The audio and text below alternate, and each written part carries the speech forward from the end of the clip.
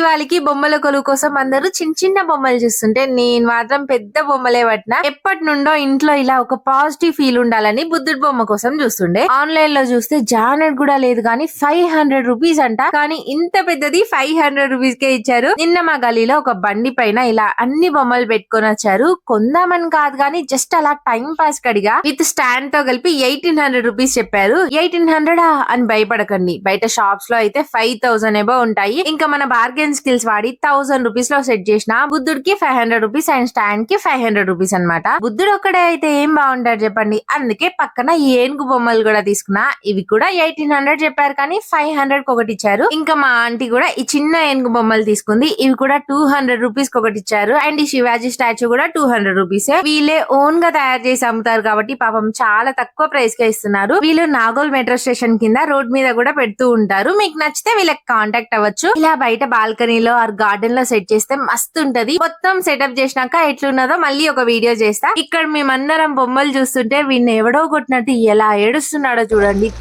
Drama bye వీడు. ఏందమ్మా ఏందమ్మా వస్తావా? ఎట్లా వస్తావు నువ్వు? అద్దు